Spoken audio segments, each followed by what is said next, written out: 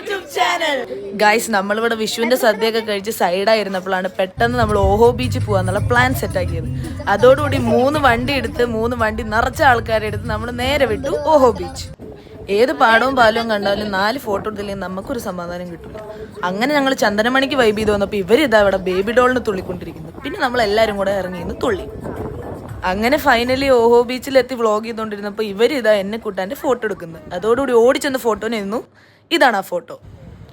അങ്ങനെ നമ്മൾ അവിടെ സൺസെറ്റൊക്കെ കണ്ട് കുറേ തെണ്ടി തിരിഞ്ഞ് നടന്ന് കുറച്ച് ഫോട്ടോസൊക്കെ എടുക്കാനുള്ള സ്പോട്ട് തപ്പി.